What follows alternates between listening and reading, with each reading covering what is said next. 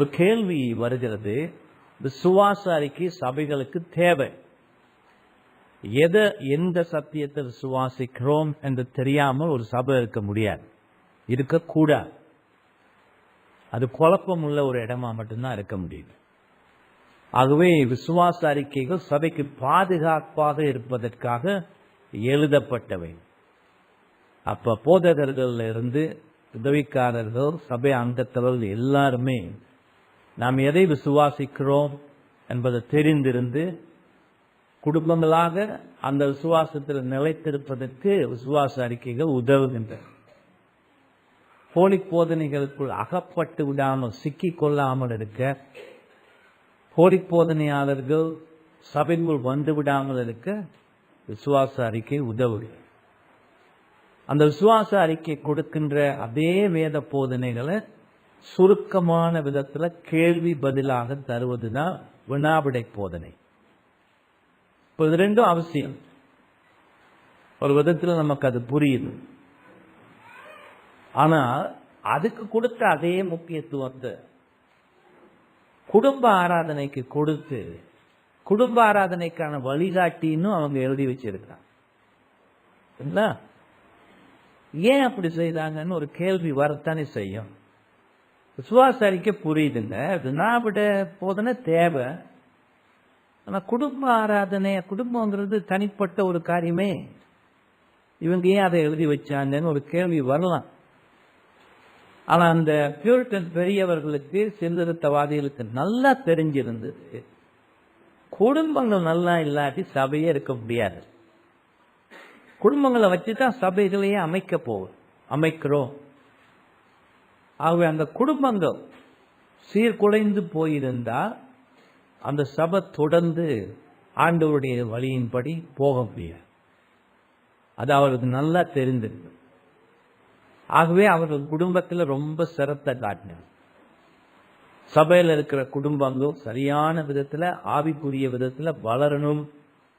அந்த ஆவிக்குரிய வளர்ச்சிக்கு தேவையான அம்சங்கள் அவர்கள் பின்பற்றணும் என்பதற்காகத்தான் குடும்ப ஆராதனை வழிகாட்டி எழுதப்பட்டது. அதுவும் குடும்ப ஆராதனை நான் ஏற்கனவே சொல்லியிருக்கிறேன். இந்த காலத்தில் இருந்த மக்களுக்கு ஆதி சபையிலிருந்து 19ஆம் நூற்றாண்டு வரை இருந்தவங்களுக்கு 3 ஆராதனை தான் தெரிஞ்சிருந்தது. பொது ஆராதனை ஞாயிற்றுக்கிழமை சபையில் நடத்தப்படுவது. தனிப்பட்ட ஆராதனை ஒவ்வொரு விசுவாசியும் தானே ஆண்டவருக்கு முன்பாக நடத்த வேண்டிய ஆராதனை தான் அதை எல்லாம் கூப்பிட்டாங்க. அடுத்தது குடும்பம்.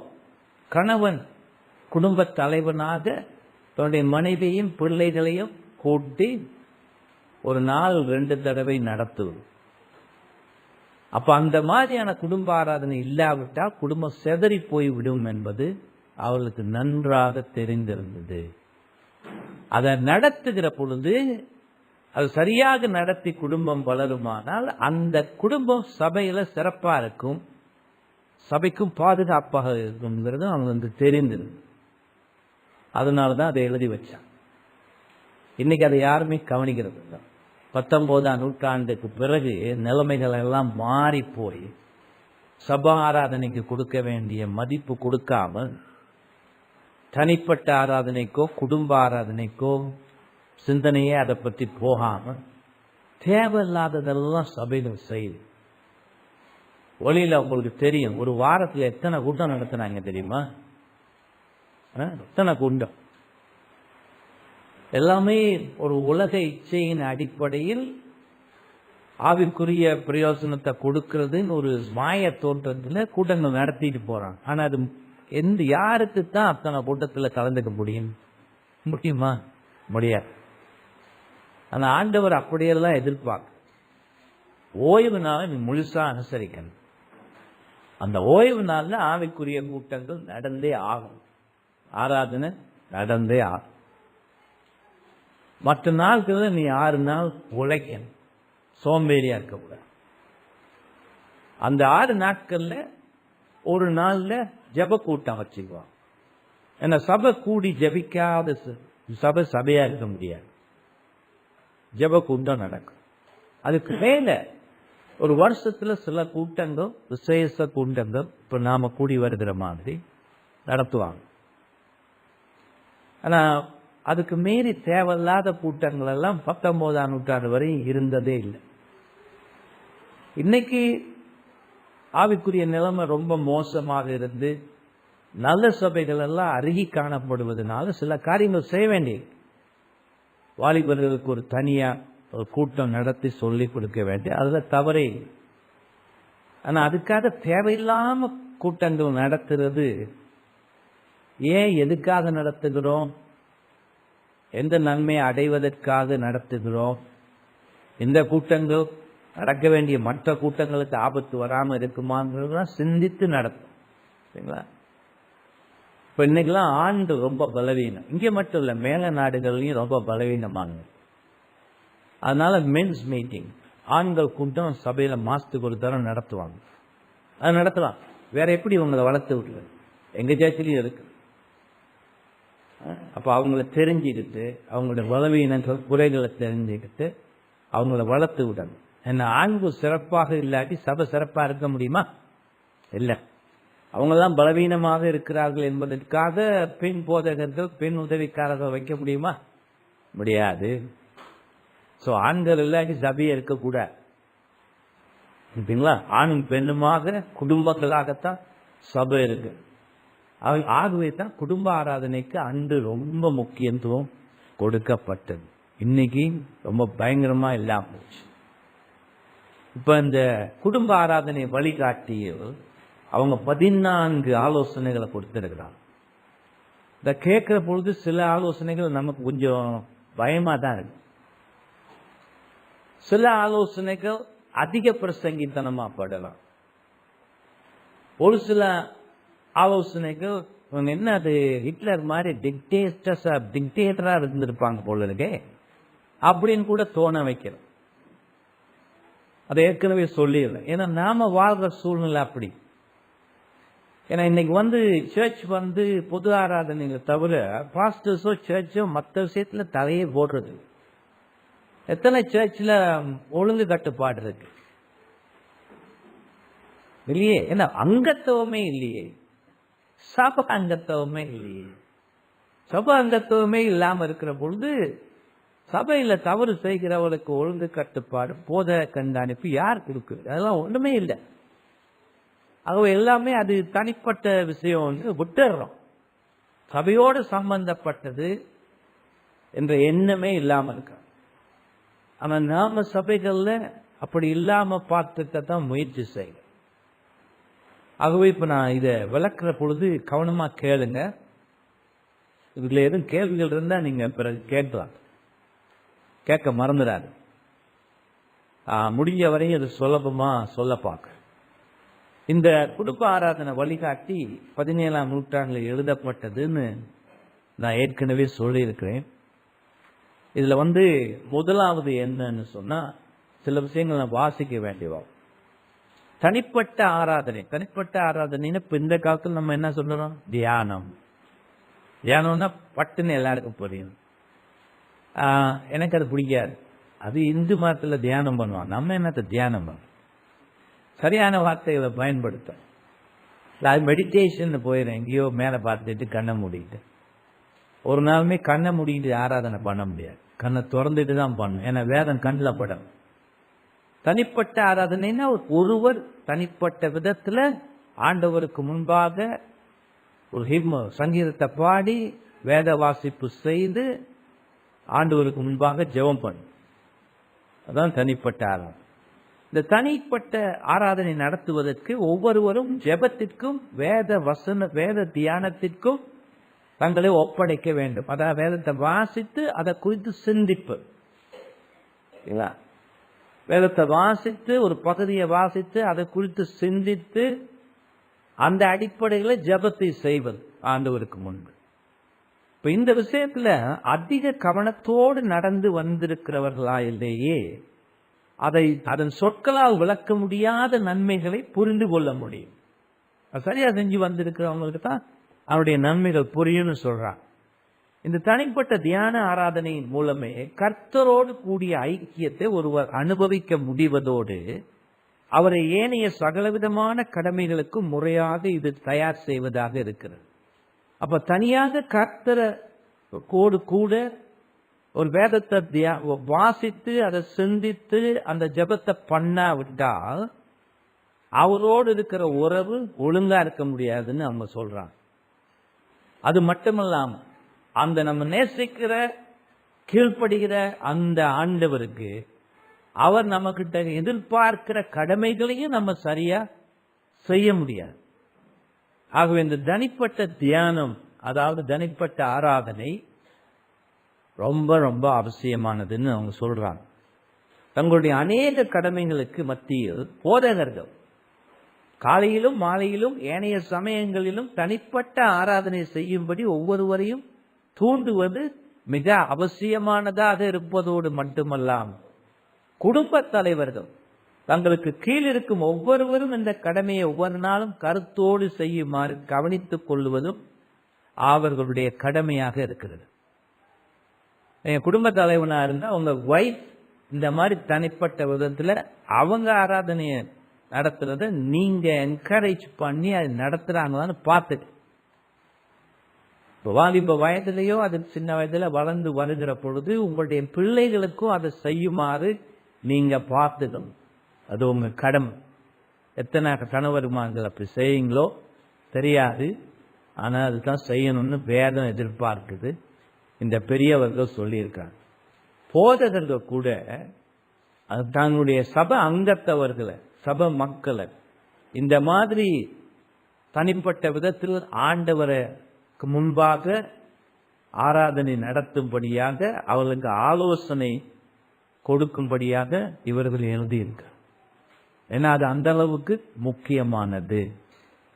அது இந்த வேலை இருக்கு, அந்த வேலை இருக்கு, அது போகுதுன்னு அதை குறைச்சா நீங்க என்ன செய்வீங்க? இதுக்கு எந்த அளவு மதிப்பு கொடுக்குறீங்களோ அந்த அளவுக்கு ஆண்டவரை சின்னவரா ஆக்கியிருப்பீங்க. இந்த நம்ம கோயிலெல்லாம் சாமி கும்பிடுறாங்களே, பெரிய பெரிய கோயிலுக்கெல்லாம் போனா முன்னுக்கு சாமி சிலையெல்லாம் விற்பாங்க தெரியுமா? இருக்கு, பார்த்துருக்கிறீங்களா? பெரிய சைஸ்ல இருந்து இவ்வளவு 1 inch சைஸ்லயும் இருக்கும் தெரியுமா? 1 inch சைஸ்லயும் இருக்கும். அதை ரொம்ப நையாண்டி பண்ணி ஒரு படமே எடுத்திருக்கிறாங்க இந்தியில. அது தெரியுமா? தெரியாது. ரொம்ப சிரிப்பா இருக்கும். வெளியூர்ல இருந்து ஒருத்தன் வந்தவன், அவன் எப்படியோ தப்பி இங்க விழுந்துட்டான். அப்படியெல்லாம் நம்ம நம்புறது இல்லை, கதை தானே.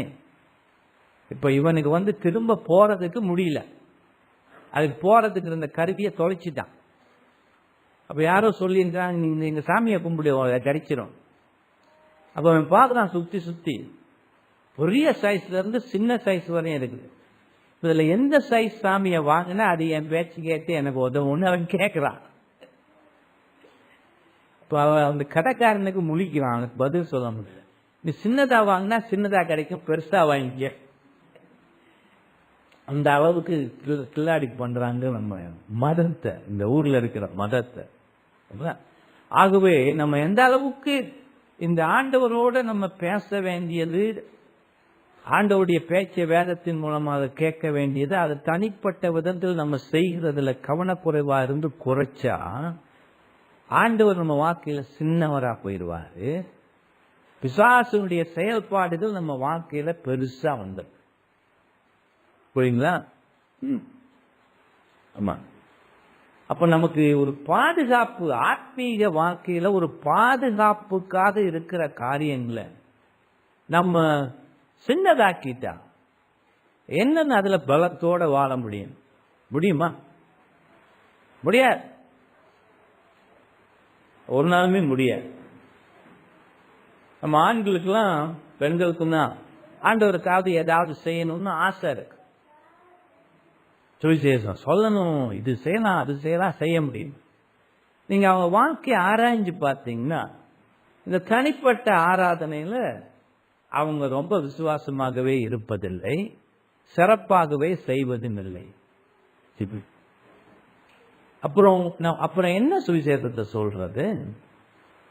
என்ன சேவை செய்ய போறீங்க? வாழ்க்கையே சரியில்லாத பொழுது ஆவிக்குரிய விஷயங்கள்ல சிறப்பாக செய்வதில் நாம பலத்தோடு இல்லாத பொழுது நம்ம சொல்ற சுவிசேஷத்தால என்ன பிரயோசனம் இருக்க முடியும்? அது முதல்ல கேட்டுப்பான். இரண்டாவது ஆலோசனை என்ன? குடும்பங்கள் பக்தியில் வளர்வதற்காக ஆண்டவர் ஏற்படுத்தி இருக்கும் காரியங்கள் பின்வருமாறுன்னு எத்தனை இருக்குது? 4 காரியங்களை சொல்றான். அதாவது நம்முடைய குடும்பங்கள் பக்தியில் வளர்வதற்காக ஏற்படுத்தப்பட்டிருக்கும் சாதாரண கடமைகள், சாதாரணமான பொதுவா நம்ம செய்ய வேண்டிய கடமைகள், ஆவிக்குரிய கடமைகள்.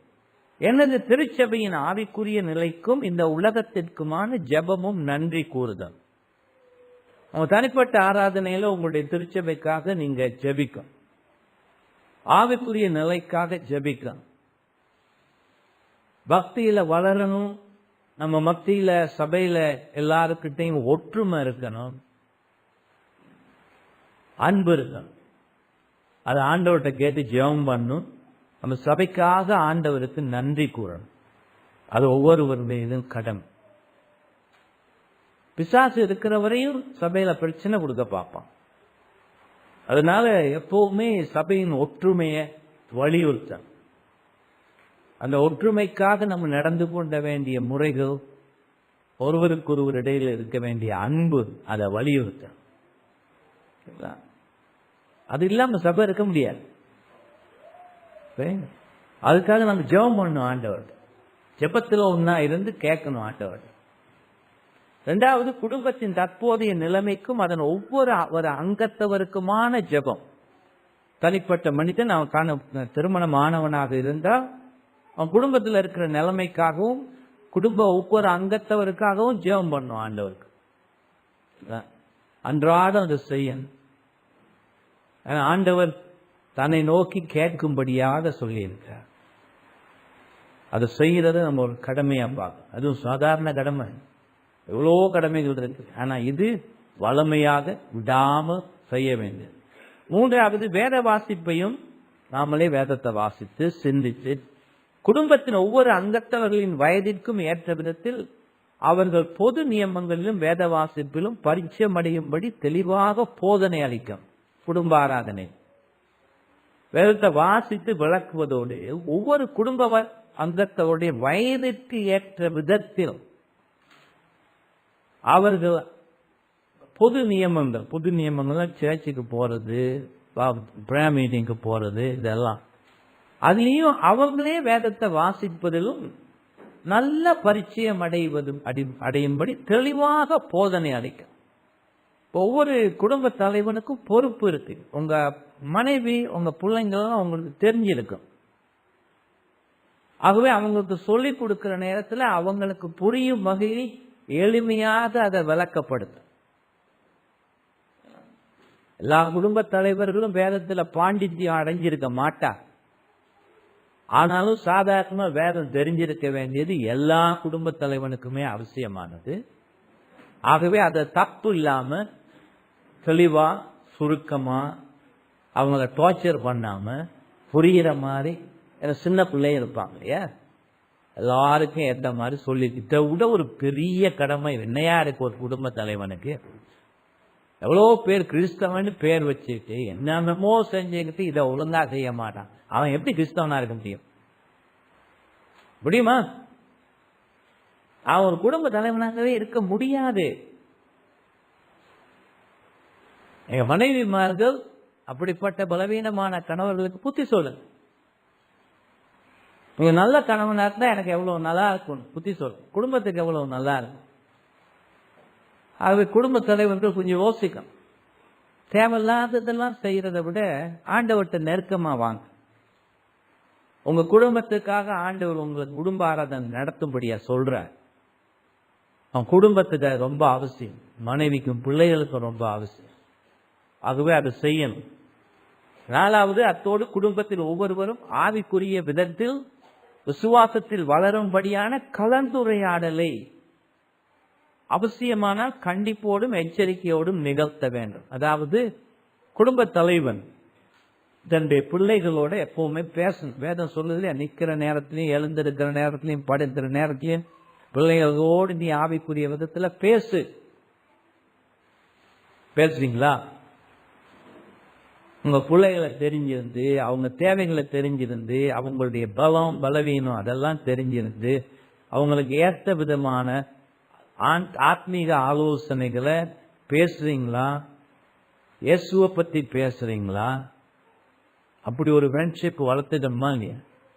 சின்ன வயசுல இருந்தே வளர்த்துட்டா தான் கேட்கறதுக்கெல்லாம் வேதபூர்வமா அவங்களுக்கு புரிகிறபடி சொல்லி கொடுக்க முடியும். அதை விட பெரிய வேலை இருக்கா? அது கடமை, ஒரு பெற்றோருடைய கடமை. உங்க பிள்ளைகளுடைய நலன் உங்க கையில தான் இருக்கு. நல்லபடியா அவங்களை வளர்க்கலாம், இல்லாட்டி நீங்க கெடுத்து விடணும். அப்போ உங்களுடைய வாழ்க்கை உதாரணம் ரொம்ப முக்கியம். நினைக்காதீங்க ஐயோ அதை செஞ்சு பாராட்டு வாங்கணும், இதை செஞ்சு பாராட்டு வாங்கணும். அதுல தான் ரொம்ப பேருக்கு சிந்தனை போகுது. நீ ஒழுங்கான குடும்ப தலைவனா இல்லாட்டி நீ என்ன செஞ்சாலும் சபைக்கு பிரயோசனமே இல்லை. ஆண்டவரும் உன்னை பார்த்து சந்தோஷப்படப்பட்டார். அதை புரிஞ்சு அவர் என்ன செய்ய சொல்றாரோ அது செய். ஆகவே நீங்க உங்க பிள்ளைகளோட பேசணும், உங்க பிள்ளைகளோட வேத ஆலோசனைகளை தொடர்ந்து கொடுக்கணும், அவங்களுக்கு ஏற்ற விதத்துல கொடுக்கணும். அப்பதான் வேத சிந்தனைகள் அவங்களுக்கு வளரும். அது உங்க கையில. நீங்க வேலையில இருக்கிற நேரம் உங்க வைஃப் அதை செய்யும்படி பார்த்துக்கணும். ஆகவே நீங்க உங்க மனைவியோடையும் பேசணும். வேத சிந்தனைகளின்படி மனைவி வளரும்படியாக உதவி செய்ய வேண்டியது உங்க பொறுப்பு. சும்மா வெறும் ஜடம் மாதிரி வாழ்ந்துடக்கூடாது. இயேசு தன்னுடைய மனைவியாகிய சபையை போஷிக்கிற பொழுது எவ்வளவு கருத்தோட ஆர்வத்தோட நிதானத்தோடு செய்திருக்கிறார்னு 5வது பேசுகிற 5ல் வாசிக்கிறோமா இல்லையா? அது நமக்கு தான் சொல்லப்பட்டிருக்கிறது. சபையை பார்த்து சொல்லுதுன்னா அந்த பகுதி சொல்லியிருக்கா இல்லையா? அப்ப தன்னை கணவனாக, சபையினுடைய கணவனாக பார்த்து சொல்றார். அவர் சபையை பற்றி மட்டும் சொல்லல, கணவன் மனைவி வார்த்தை எப்படி இருக்கணுங்கிறத சொல்றார். நான் சபையை கருத்தோடு கட்டுவது போல நீ உன் குடும்பத்தை பார், உன் மனைவியை பார் அப்படின்னு சொல்ற.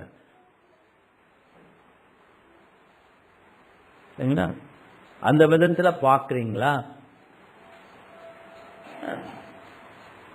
பார்க்காட்டி தான் சொல்லுதே, குடும்பத்தை நடத்தாதவன், குடும்பத்தை கவனிக்காதவன், சரியாக கட்டாதவன், ஆவிக்குரிய எந்த வேலையும் செய்வதற்கு அருகதை இல்லாதவன்.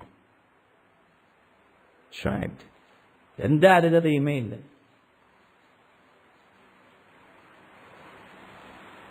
மூணாவது, வேதத்தை விளக்கி வியாக்கியானம் அளிக்கும் பணி திருச்சபை போதக ஊழிய பதவியை சார்ந்ததாகவும் அதற்குரிய கட்டளையாகவும் இருக்கிறது. ஆண்டவருடைய திருச்சபையை பொறுத்தளவுல வேதத்தை விளக்கி அந்த வேதத்தை சரியான விதத்துல போதித்து பிரசங்கம் பண்ணுகின்ற பணி யாருக்கு கொடுக்கப்பட்டது? திருச்சபை போதக ஊழியத்துக்கு அழைக்கப்பட்டவர்கள். அது வேதம் தெளிவா சொல்லுது. அதனாலதான் அதை செய்கிறவர்களுக்கான தகுதியை 1 தீமோத்தேயு 3வது அதிகாரத்திலும் தீத்துவிலும் பேதுரு 1 பேதுரு 5வது அதிகாரத்திலும் பார்க்கிறோம். அது எல்லாருக்குமாக கொடுக்கப்பட்டது அல்ல. ஏன்னா அதுக்கு இலக்கணங்களை ஆண்டவர் எதிர்பார்க்கிறார். அந்த இலக்கணங்கள் அந்த சாதாரண இலக்கணங்களாக இருந்த பொழுதும் அதுல திறமையானவர்களாக, மற்றவர்களுக்கு உதாரணமாக இருக்கிறவர்களாக அவர்கள் இருக்க. அது வேதம் சொல்லுகிற காரியம். போதகம் செய்வதும் பிரசங்கம் செய்வதும் சாதாரண வேலை இல்லை. ஏதோ 4-5 வசனத்தை வாசியால் ஒரு சின்ன விளக்கம் கொடுத்துட்டா ஓ எனக்கு திறமை இருக்கு, நிச்சயமா இல்லைன்னு. நம்ம ஊர்ல சபை அவ்வளவு மோசமானதுனால எல்லாம் அப்படி சாதாரணமா நினைச்சிடுறாங்க. அதுக்கு ரொம்ப படிக்கணும். அதான் போதக சமர்த்தனா இருக்கணும்னு வேதம் சொல்லுது. என்ன தெரியுமா சமர்த்தன்னா? அதுல ஆற்றல் உள்ளவனா இருக்கு. அறிவு இல்லாம ஆற்றல் வராது. அது நிறைய படிச்சிருக்கோம், வேத விளக்க விதிகள் படிச்சிருக்கோம், வரலாற்று இறையியல் படிச்சிருக்கோம், கிறிஸ்தவ வரலாறு தெரிஞ்சிருக்கும். படிச்சிருக்கிற இத்தனையும் அந்த ஞானத்தை கொண்டு சபையில் இருக்கிறவர்களுக்கு அவர்களுக்கு ஏற்ற விதத்தில் அவர் விளங்கிக் கொள்ளுமாறு அதை விளக்கப்படுத்துகிற பயன்பாடுகளோடு விளக்கப்படுத்துகின்ற ஒரு ஆற்றல் இருக்கு. அதனால தான் அது ஒரு கிஃப்ட்னு சொல்றது. ஆசைப்பட்டவனுக்கெல்லாம் அது வந்துடாது. ஆண்டவர் கொடுத்தாதான் அதை பார்க்க முடியும். ஆகவே எல்லாருக்கும் கொடுக்கப்பட்டது அல்ல. அதுக்குனால்தான் அதுக்கு அழைப்பை ஆண்டவர் எதிர்பார்க்கிறார். நம்ம அழைப்புன்னா தப்பா புரிஞ்சுக்கிறோம். ஏதோ நடுராத்துக்குள்ள ஆண்டவர் நம்ம காதுல பேசுது இல்ல. அழைப்பு காலிங் அழைப்புன்னு சொன்னா முதல்ல இலக்கணம் இருக்கணும். இலக்கணம் இல்லாம அழைப்பு வர அந்த இலக்கணங்கள் ஆராய்ந்து பார்க்கப்பட வேண்டும். யாரா? சபையா? நானே என்ன ஆராய்ஞ்சு பார்த்துருக்கிறேன், எனக்கு இருக்கிற மாதிரி தெரியுதே, ஒரு பிரயோசனமும் இல்லப்பா. மற்றவங்க பார்க்கணும், மற்றவங்க கிட்ட இருந்து அது இருக்குதுங்கிறது வரணும். அதனால நாமே நம்மளை சிபாரிசு பண்ணிக்க முடியாது. இந்த விஷயத்தை சபை அதை பார்க்கக்கூடியதா, சபையில் முதிர்ச்சி உள்ளவர்கள் ஏற்கனவே இருக்கிற சபை தலைவர்கள் பார்க்கக்கூடியதாக அதை வெளிப்படுத்துகிறவர்களாக இருக்கு. அதிக தாழ்மையோடு உண்மையிலேயே அந்த மாதிரியான ஆற்றல் இருந்து அழைப்பு இருந்து நான் போயிட்டு நம்ம சேர்ச்சில் இருக்கிறான்னு நான் போயிட்டு பேசி இருக்கிற மாதிரி தெரியுது, உன் மனசுல எப்படி இருக்குன்னு, ஐயோ வேணா பாஸ்டர் நான் இருக்கிற மாதிரியே இருந்ததுன்னு தான் சொல்லுவோம். ஏன்? தன்னை பற்றிய தம்பட்டம் அடிச்சுக்கிற குணம் அவனுக்கு இருக்க, தாழ்மை தான் இருக்கும். நமக்கு தாழ்மையினாலே அர்த்தம் தெரியாம வாழ்ந்துட்டு இருக்கோம். அதெல்லாம் ஆராயப்படும். ஆகவே அது அந்த ஊழியத்துக்கு அழைக்கப்பட்டவர்களுக்கு தான் இந்த வேதத்தை விளக்கி வியாக்கியாமல் அணிக்கு பணியை ஆண்டவர் கொடுத்திருக்கிறார்.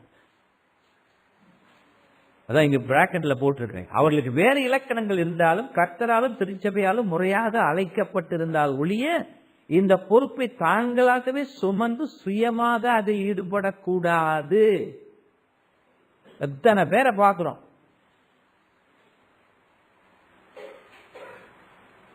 நான் பாஸ்டரா இருக்கிறேங்க. எங்க பாஸ்டரா இருக்கிறீங்க? சமாதான சபையில பாஸ்டர். அதுக்கு மேல நம்ம கேட்க கூடாது. உங்க யாரு உங்களை பாஸ்டா நியமிச்சது? ஒருத்தனுமே நியமிச்சிருக்க மாட்டேன், அவர் தானே நியமிச்சுக்கிட்டார். இலக்கணங்கள் அந்த இலக்கணங்கள்லாம் இருக்கான்னு வேற யாராவது பார்த்து ஆராய்ஞ்சு பார்த்தாங்களா? ஒருத்தனுமே இருக்க. ஏன்னா இவரே ஒரு ஆபீஸ் திறக்கிற மாதிரி திறந்து போர்டையும் போட்டுக்கிட்டு போறார், ஒரு 5-10 பெண்களை வச்சு. எவ்வளவு மோசம்! வேதத்தில் அப்படி இல்லையே. யாக்கோபு 3வது அதிகாரத்தில் அதனால தான் சொல்லி இருக்குது, போதிக்க ஆசைப்படுகிறவன் கொஞ்சம் கவனமா இரு, ஏன்னா அவனுக்கு விசேஷமான கவனிப்பு நியாயத்தீர்ப்பு நாள்ல இருக்கான். நீ விட்டு இருக்கிற தப்பு, பிரசங்கத்துல நீ விட்டு இருக்கிற தப்பு, பிரசங்கத்துல நீ விட்டிருக்கின்ற போலீஸ் போதனைகளுக்கு கிட்ட வார மாதிரியாக கொடுத்திருக்கிற போதனை, உன்னுடைய அறியாமை ஆற்றல் இல்லாம இருந்தது, உன்னை பற்றி தம்பட்டம் அடிச்சு பெருசா நினைச்சுக்கிறது, யார் பேச்சையும் கேட்காம நடந்துகிட்டு போய் இவ்வளவு ஒட்டு மொத்தமா கொடுக்க போறாரு அன்னைக்கு. வாசிப்பாங்க யாக்கோபு. அதான் அதுக்கு அர்த்தம். அவர் எச்சரிக்கிறார், அவசரப்பட்டு போய்விடாதே. இது லேசான ஒரு பதவி அல்ல, இது ஆவிக்குரியது. ஒரு பிரைம் மினிஸ்டர் ஒருத்தரை வைக்கிறதே நம்ம தப்பு விட்டுட்டா நம்ம உயிரே வாங்கிடுறாங்க இல்லையா? ஈரான் மாதிரி போயிடும். அதுலயே கவனமா இருக்க வேண்டியிருக்கு. ஓட்டு போடுற நேரத்துல தான் சர்ச் விஷயத்துல எவ்வளவு கவனம் இருக்கு, ஏன்னா அது ஆண்டவருடையது இல்லையா? அது போல ஒவ்வொரு குடும்பத்திலும் வேதத்தை வாசிக்கக்கூடிய எழுத்தறிவு இருப்பவர்கள் இருப்பார்களானால் அவர்களே அதை வாசிக்க வேண்டும். குடும்ப ஆராதனை நடக்கிற பொழுது ஆகவே குடும்ப தலைவன் அவனுக்கு எழுத படிக்க தெரிஞ்சிருக்கணும்ப்பா. ஓரளவுக்கு எழுத படிக்க தெரிஞ்சிருக்கணும். இல்லாட்டி வேதத்தை எப்படி வாசிக்கிறது? குடும்பத்துக்காக வாசிக்கணுமா இல்லையா? அதற்கு பிறகு வாசிக்கப்பட்ட பகுதியை குடும்பத்தார் சிந்தித்து கலந்து ஆராய்ந்து பயனடைவது நல்லது. அவங்க விளக்கப்படுத்தணும், அவங்ககிட்ட கேள்விகளும் கேட்கலாம், புரிஞ்சிருக்கிறாங்களான்னு பார்த்துக்கிறது சின்ன பிள்ளைங்க கிட்டேயும். சரி, உதாரணமாக வாசிக்கப்பட்ட பகுதி ஏதாவது ஒரு பாவத்தை விளக்கி உணர்த்துவதாக இருந்தால் குடும்பத்தார் அனைவரும் அதை குறித்து சிந்தித்து அதிலிருந்து கவனத்தோடு தங்களை காத்து கொள்ள முயல வேண்டும். வாசிக்கப்பட்ட பகுதி கர்த்தரின் நியாய தீர்ப்பை பற்றியதாகவோ அல்லது அது எவர் மீதும் அத்தகைய நியாய தீர்ப்பு வந்ததாகவோ விளக்கப்பட்டிருந்தால் முழு குடும்பமும் என்ன செய்யணும்? அத்தகைய பாவத்திற்கு விலகி இல்லாமல் இருந்தால் நியாய தீர்ப்பும் தண்டனையும் தங்கள் மேல் வந்துவிடும் என்பதை உணர்ந்து அதுக்கு பயப்படணும். வேதம் வாசிக்கிற பொழுது கருத்தோடும் தேவ பயத்தோடும் வாசிக்கணும். இறுதியாக வாசிக்கப்பட்ட பகுதி ஏதாவது ஒரு கடமையை வலியுறுத்துவதாக அல்லது வாக்குறுதியாக ஆறுதலை தருவதாகவோ இருக்குமானால் குடும்பத்தார் அனைவரும் கிறிஸ்துவனுடைய வல்லமையை நாடி அந்த கட்டளையை நிறைவேற்றவும் அதனால் வரும் ஆறுதலையும் பெற்றுக் கொள்ள வேண்டும். இந்த காரியங்கள் எல்லாம் குடும்ப தலைவனே முக்கிய பொறுப்பு ஏற்று நடந்து கொள்வதோடு குடும்ப அங்கத்தவர்களும் ஏதாவது கேள்விகளோ சந்தேகமோ அவர்களுக்கு இருந்தால் அதற்கான தீர்வையும் பெற்று தர வேண்டும். இப்ப குடும்ப ஆராதனைன்னா 5 நிமிஷம் ஜெபம் அடிச்சுட்டு போறது இல்லைங்க. இப்ப இதெல்லாம் செய்யற பொழுது அந்த குடும்பம் எப்படி ஆத்மீக ரீதியில வளராம இருக்க முடியும்? எப்படி ஆத்மீக ரீதியில ஆண்டவருக்கு உண்மையாக இல்லாமல் இருக்க முடியும்? இதை செய்யறதுக்கு சரியா செஞ்சிட்டு வர்றதுக்கு முதல்ல உங்க மனைவியோட ஒரு நல்ல உறவு இருக்கணும். நல்ல உறவு இருக்கணும். இதுக்கு ஃபவுண்டேஷன். அடுத்த 4வது, குடும்பத்தில் எந்த அங்கத்தவரும் குடும்ப ஆராதனையின் ஏதாவது ஒரு பகுதியில் கலந்து கொள்வதை தவிர்ப்பதற்கு குடும்ப தலைவன் இடமளிக்க கூடாது.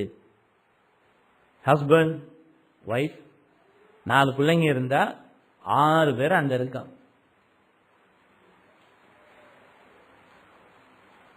யாராவது இன்னைக்கு டியூஷன் இருக்கு, நீங்க வர முடியாது, இந்த விளையாட்டுலாம் விட முடியாது. அப்ப குடும்ப தலைவன் பார்த்துக்கணும். இதுல தவறாம எல்லாரும் இருக்கிற மாதிரியான நேரத்துல அதை வைங்க, முன்னேற்பார். இந்த மாதிரி எல்லாம் எக்ஸ்கியூஸ் கொடுத்து போறதுக்கெல்லாம் அனுமதிக்க கூடாது. அப்படி அனுமதிச்சா அவன் பலவீனமான குடும்ப தலைவர். அவன் பலவீனமான குடும்ப தலைவர் எக்ஸ்கியூஸ் கொடுத்து விட்டுறானா இல்லையா?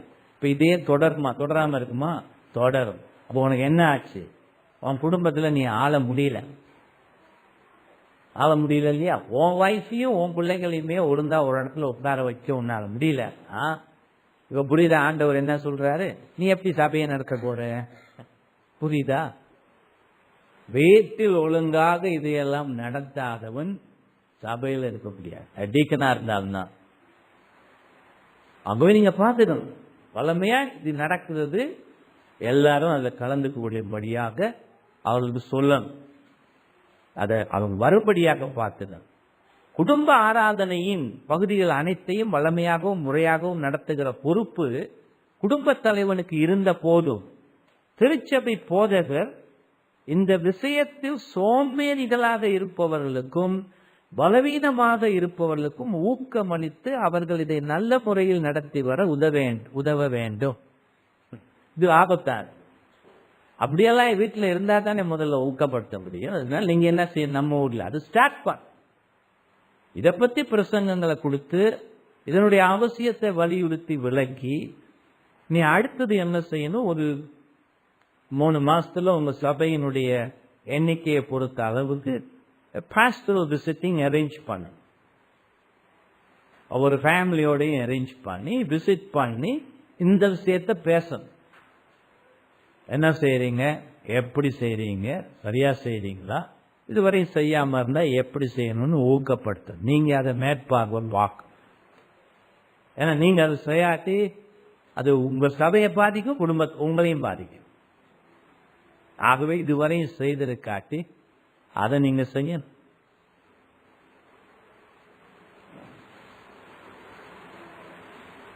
நீ அடுத்து சபை மூப்பர்களால் சிபாரிசு செய்யப்படும் ஒருவரை வரவழைத்து குடும்ப ஆராதனை நடத்துவதற்கு அனுமதி உண்டு.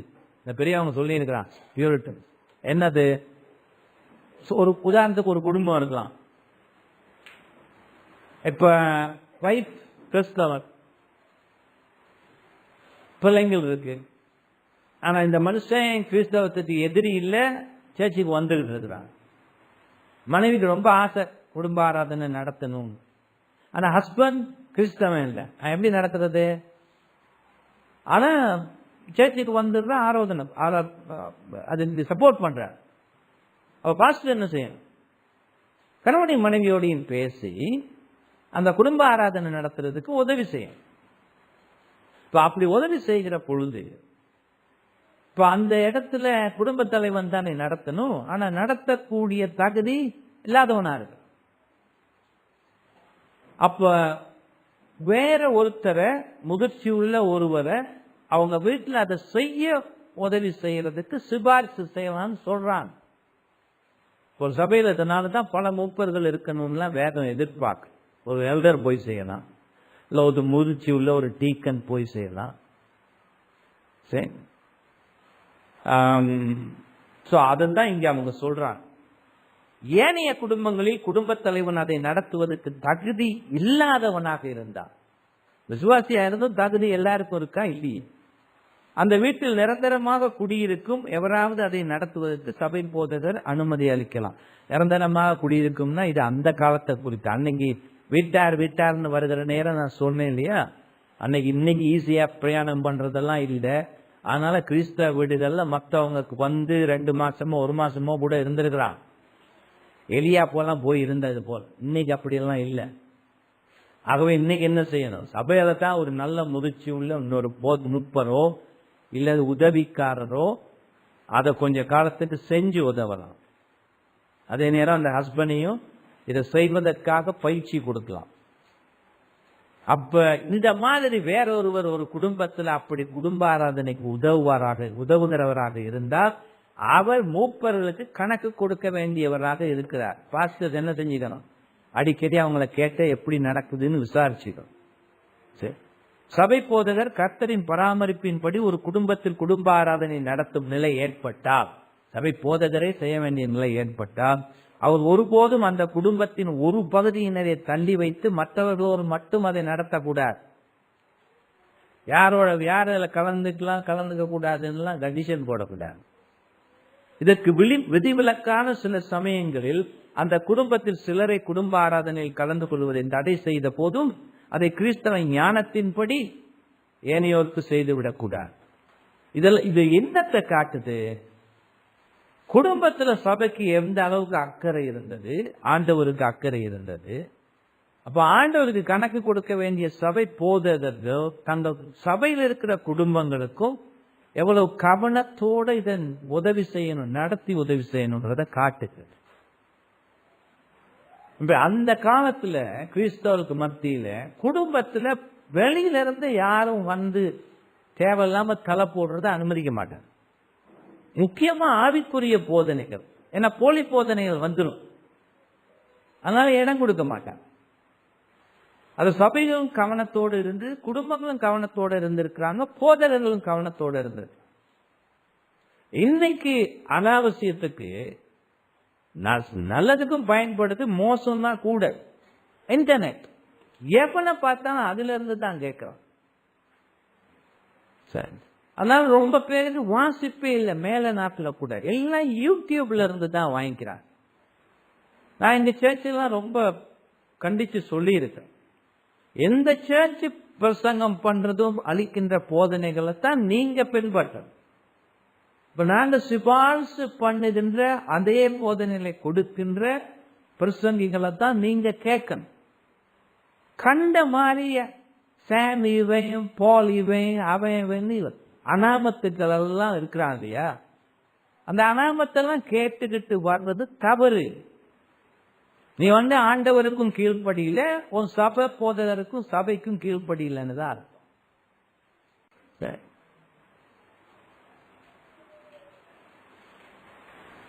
ஆகவே நல்ல போதகர்கள், நல்ல போதனைகள் யாருங்கிறது உங்களுக்கு அந்த அறிவு இருக்காது. உங்க பாஸ்டரை கேட்க அவங்க சொல்லுவாங்க, இந்த பாஸ்டர் நல்லா இருக்கும், இது நல்லா இருக்கும், அது ஆபத்து இருக்கா. ஆனா இன்னொன்னு பார்த்துங்க, காதால கேட்கறதோட அதுல மட்டும் ஆவிக்குரிய வாழ்க்கையில வளர்ந்துட முடியாது. நீங்க சொந்தமா வேதத்தை வாசிக்கணும், ஆராயணும், சிந்திக்கணும், புத்தகங்கள் வாசிக்கணும். ஸோ இன்டர்நெட் யூஸ் பண்றதை நீங்க எந்த அளவுக்கு கம்மிப்படுத்திக்கிறீங்களோ அந்த அளவுக்கு நீங்க உங்களை பாதுகாத்துக் கொள்ளலாம். இன்டர்நெட் போதகர்கள் உங்களுக்கு பாதுகாப்பு அளிக்க முடியுமா? எப்படி முடியும்? அவனுக்கு உங்களை பார்க்க முடியுமா? பார்க்க முடியாது. நீ செய்யற காரியங்கள்லாம் தெரியுமா? பக்கத்திலேயே இல்லை இல்லையா? இன்டர்நெட் முன்னுக்கு நீங்க தான் ராஜா.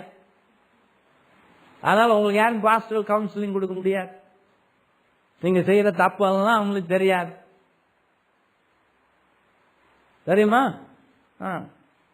நல்ல தப்பி எந்த விதமா யாருக்கும் கணக்கு கொடுக்காம சும்மா இருக்கிறதுக்கு தான் ஆனா அது உதவும்.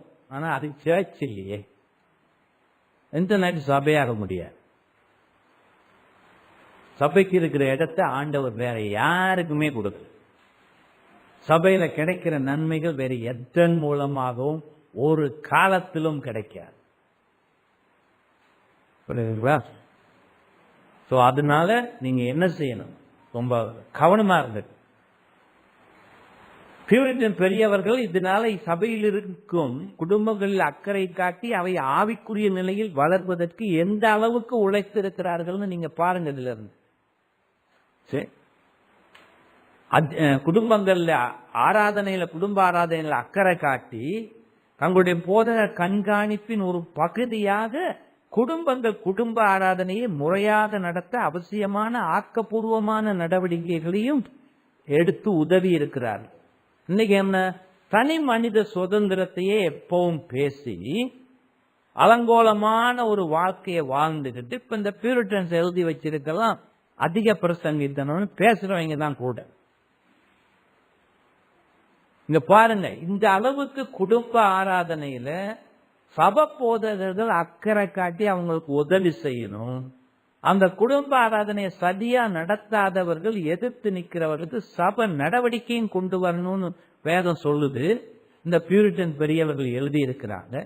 அதே பியூரிட்டன் பெரியவர்கள் தான் நம்மளுடைய விசுவாச அறிக்கையில கிறிஸ்தவ சுதந்திரத்தை பத்தியும் எழுதி இருக்கிறாங்க. ஆகவே இத அவங்க கிறிஸ்தவ சுதந்திரத்துக்கு எதிரானதா பார்க்கல. இது ஒரு சபை அங்கத்தவர்களுடைய ஒரு கடமையா பார்க்குது. உங்க நன்மைக்காக உங்க நல்ல போதகர்கள் செய்வது, உங்க குடும்ப நன்மைக்காக அவர்கள் செய்வது உங்க சுதந்திரத்துல தலையிடுவது ஆகாது. புரியுதா? அதனால கிறிஸ்தவ சுதந்திரம்னு என்னன்னு தெரிஞ்சுக்கணும். நாம என்ன நினைச்சிட்டு இருக்கிறோம், கண்ணா பின்னாடி கண்ணை மூடிக்கிட்டு திரியறதும் செய்யறதுன்னா சுதந்திரம்னு நினைச்சிட்டு இருக்கிறோம். அது சுதந்திரம் இல்லை. மேல் நாட்டுக்காரங்களுக்கு புத்தி கொஞ்சம் சில நேரம் மாறி போயிட்டு, ஒரு 15-20 வருஷத்துக்கு முந்தி குளோபலிசம் அப்படின்ட்டு போர்டரே இருக்கக்கூடாது, இந்தியாவில இருந்து பக்குன்னு போயிட்டுன்னா அங்க இறங்கலாம், அங்க உள்ளவன் இங்க வந்து இறங்கலான்னு ஓப்பன் போர்டர்னு ஆரம்பிச்சுட்டாங்க. ஐரோப்பாவில் எல்லா இடத்துலையும் எல்லா நாடுகளும் சப்போர்ட் பண்ணி ஈஸியா டிராவல் பண்ணலாம், ரொம்ப ஈஸியா போகலாம், வரலாம், வேலையெல்லாம் செய்யலாம்னு செஞ்சு எவ்வளவு நாளைக்கு ஓடிச்சு.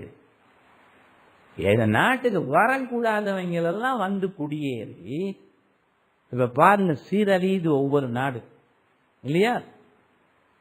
இந்த 9/11 அமெரிக்கால போட்டு உடச்சி விட்டாங்களா, இந்த மாதிரி ஓப்பன் போர்டர் விட்டதுனால தானே வந்து செஞ்சாங்க. இப்ப யூரோப் என்ன பாடுபடுது? இப்ப என்ன ஆரம்பிக்கிறாங்க, க்ளோஸ் த போர்டர். ஏன் பட்டா தான் புத்தி வரும்னு பட்டு அனுபவிச்சுட்டாங்க. இப்போ ஒவ்வொரு நாடா போர்டர் என்ன பண்ணுது, க்ளோஸ் பண்ணுது. உலகத்திலேயே நடக்காதெல்லாம் அமெரிக்காக்காரங்க செஞ்சிருக்காங்க தெரியுமா? நான் அங்க போறதுக்கு இன்டர்நெட்ல இருந்து 2 நாளைக்கு முந்தி அப்ளை பண்ணி எல்லா விசாலாம் அவங்க அனுமதிச்சு பாஸ்போர்ட்டையும் மறக்காம கையில் எடுத்துக்கிட்டு டிக்ளரேஷன் ஃபார்ம் ஃபில் பண்ணி அங்க போய் இறங்கி கஸ்டம்ஸ் முன்னுக்கெல்லாம் இருந்து பேகை செக் பண்ணி கேட்குற கேள்விக்கு பதில் பண்ணி இப்படி போறான்.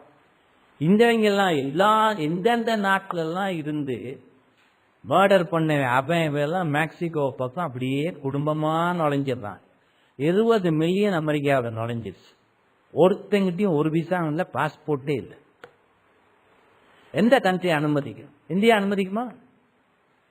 எந்த நாட்டுக்குமே போர்டர் வேணும்யா. நம்ம ஆண்டவரே ஏற்படுத்தி வச்சிருக்கிறாரு. அவர் தான் போர்டர் ஏற்படுத்தினவர். போர்டர் இல்லாட்டி நம்ம பொழைக்கவே முடியாது, சேர்த்தே போயிடும். அதனாலதான் இன்னைக்கு ட்ரம்ப் என்ன போர்டரை க்ளோஸ் பண்ணிட்டு இருக்கு. இங்க வரணும்னா வரலாம், ஆனா உனக்கு தகுதி இருக்கணும். என்ன தகுதிங்கிறது தீர்மானிக்கிறது நாங்க தான். அது தப்பே இல்லை. ஒவ்வொரு நாடும் அது செய்யணும். அது சுதந்திரம் இல்ல பாருங்க. அப்ப அதுதான் சுதந்திரம்னு போனாங்க. பாதுகாப்பு வளையத்தை அவங்க சுதந்திரமா பார்க்கல, இப்ப அனுபவிக்கிறாங்க. ஐரோப்பா எல்லா நாடும் அனுபவிக்குது. இப்ப அதை நிறுத்துறதுக்கான முயற்சிகள்ல இப்ப ஈடுபட்டு இருக்கிறாங்க. இங்க வேதம் சொல்றது பாதுகாப்பு அவசியம். நம்ம கட்டுப்பாடுங்கிறத நம்ம தவறா பார்க்க கூடாது. ஆவிக்குரிய விதத்துல வாழ்வதற்கு நமக்கு கட்டுப்பாடு அவசியம். 10 கட்டளைகள்னாலே கட்டுப்பாடு தானே. இப்படித்தான் வாழணும்னு சொல்லுவது கட்டுப்பாடு இல்லையா? இப்படித்தான் வாழணும்னு சொல்லி எப்படி வாழக்கூடாது, எப்படியும் வாழலாங்கிறது சுதந்திரம் இல்லை. அதுக்கு பேரு சுதந்திரம் இல்லை. அது ரொம்ப மோசமான ஒரு வளையம் நமக்கு அவசியம். பாதுகாப்போடு இருக்கு, ஆவிக்குரிய பாதுகாப்பு. அதுதான் திருச்சபை போதகர்கள் எல்லாம் ஆண்டவர் ஏற்படுத்தி இருக்கிறார். ஆகவே இந்த குடும்ப ஆராதனை பத்தி நம்ம பியூரிட்டன்ஸ் இங்க சொல்றது நம்ம தவறா நினைக்க கூடாது. அது நம்முடைய நன்மைக்காக. இப்ப நான் சொல்றதெல்லாம் நம்ம சர்ச்சஸுக்கு மட்டும்தான் பொருந்தும். இதுக்கு வெளியில ஒருத்தன்மே அக்கறையும் காட்ட மாட்டான், இதை செய்யவே மாட்டான். இந்த போதகர்கள் நம்ம நம்பவே முடியாது. முடியுமா? முடியவே முடியாது. தப்பி 1-2 இருந்துருவாங்க. ஆனா முக்காவாசி பேர் பணம் சம்பாதிக்கிறதா தான் இருக்கிறாங்க. இந்த பணத்தை சம்பாதிக்கிறதுக்கு அவன் செய்யற வித்தைகள் தான் பார்த்தா ஐயோ. திருமண புரோக்கரா கூட இருக்கிறாங்க, ரொம்ப போதகர்கள். என்ன பண்றது? ஆகவே நீங்க இருக்கிற சபையில கவனமா இருந்து பொழைச்சிக்க. இல்லாட்டி ஆவிக்குரிய விதத்துல தொடர்ந்து போக முடியாது நம்ம பரலோக பாதையில். இந்த பரலோக பாதைக்கு தேவையானதெல்லாம் சரியா செய்யலையோ நமக்கு ஆபத்து தான். 5வது, எந்த அழைப்பும் இல்லாத ஒரு சோம்பேறியோ அல்லது இது என்னுடையது இல்ல, பியூரிட்டன்ஸ் எழுதி வச்சிருக்கிறது தமிழாக்கியவர்கள். எந்த அழைப்பும் இல்லாத ஒரு சோம்பேறியோ அல்லது அழைப்பு இருப்பது போல் நாடகமாடும் ஒரு பரதேசியோ, அவங்க வார்த்தை. என்ன பரதேசின்னு அவங்க யூஸ் பண்ணிருக்கிறாங்க? இருக்க வீடு இல்லாமல் குடும்பங்களில் தஞ்சம் புக பார்க்கிறவன். அப்படிப்பட்டவர்கள் குடும்பங்களில் குடும்ப ஆராதனை நடத்துவதை அனுமதிக்க கூடாது. ஏனெனில் போலி போதனைகளை அளிப்பவர்களும் பிரிவினைக்கு வித்திடுகிறவர்களும் வீடுகளுக்குள் நுழைய தயாராகி நிலை தடுமாறுகின்ற புத்தியற்ற ஆத்துமாக்களை இதன் மூலம் சிறைப்பிடிக்க பார்ப்பார். அப்படி இவங்க எல்லாம் ஒரு குடும்பத்தை சிறைப்பிடிச்சிட்டா அந்த குடும்பத்தால் அந்த சபைக்கு எவ்வளவு பாதிப்பு வரும் இல்லையா? அதனால பாஸ்டர் எச்சரிக்கையா இருக்கு. யாராவது உங்க சர்ச்சில் இருக்கிற ஒரு குடும்பத்துல அவன் தினகரை மீட்டிங் ஏதோ நடத்திக்கிட்டு இருக்கிறான்னு கேள்விப்பட்டா நீங்க அதை பார்த்துட்டு சும்மா இருந்துடக்கூடாது. தலையிடுங்கிற அதிகாரம் உங்களுக்கு இருக்கு. இந்த நம்ம சபை போதனை இல்லை அவன் பண்றது. அதனால நீங்க அன்போட கண்டித்து சொல்லணும். இன்னும் நல்லா யோசிச்சு, நம்ம சபையில நீங்க ஒழுங்கா சாப்பாடு போடுறீங்கன்னா, பிரசங்கம் கொடுத்து போதனைகள் கொடுத்து ஜெப கூட்டங்கள் நடத்தி போதக ஆலோசனைகள் எல்லாம் கொடுத்து நடத்துறீங்கன்னா, அதெல்லாம் பத்தாது அப்படி இப்படின்னு வேற எங்கேயும் எவனாவது தலை காட்டுறான்னா அவன் பிரச்சனைக்காரன்னு தான் அர்த்தம். எல்லாமே அப்படி செய்ய மாட்டான். செய்வானா? செய்ய மாட்டான், பிரச்சனைக்காரன் தான். அதனால அவனோட போதக ஆலோசனை கொடுக்க வேண்டியது அவசியம். என்னதான் நடக்குது? ஏன் இப்படி நடந்துக்கிறீங்க? இப்போ உங்க மகன் உங்க வீட்டுல காலையில பிரேக்ஃபாஸ்ட் நல்லா கொடுக்குறீங்க, லஞ்ச் நல்லா கொடுக்குறீங்க, டின்னர் நல்லா கொடுக்குறீங்க, இடையில வேற ஸ்நாக்ஸ் எல்லாம் கொடுக்குறீங்க, எல்லாம் பார்த்துக்கிறீங்க. அவன் அடுத்த வீட்லயும் போய் சாப்பிட்டு இருக்கிறான்னு தெரிய வந்தா நீங்க என்ன பண்ணுவீங்க? கூப்பிட்டு சொல்ல, என்னடா குறை வச்சிருக்கிறேன், கேட்க மாட்டீங்களா? நான் போடுறது பத்தாதுன்னா கேளு, அது ஏன் அங்க போற? இதே தான் நம்ம சபையில இருந்துகிட்டு சபை அங்கத்தவனா இருந்து வெளியில சாப்பிட பாக்குறவன் பொருளி ஏதோ சரியில்லை, அது கண்டுபிடிக்கணும், இல்லாட்டி அது விஷம் மாதிரி வந்துடும். ஒரு கையில ஒரு சின்ன புண்ணா இருந்து சும்மா விட்டுறோமா? அது சின்னது தான் இல்லையே. இப்ப சின்னது பெருசாங்கன்னா பிறகு விரலையே வெட்ட வேண்டி வரும், பிறகு கையையே வெட்ட வேண்டி வரும். ஸோ அதனால அதெல்லாம் கவனித்து கேட்க வேண்டியது அவசியமானது. டைம் முடிஞ்சிருக்கீங்களா? Right, alright. ஸோ இப்போ நம்ம 5 தான் பார்த்துருக்கிறோம். ஆகவே இதில் அடுத்த செஷன் இதில் பார்க்க வேண்டி வரும். கொஞ்சம் வேகமாகவே இதை பார்க்கணும்.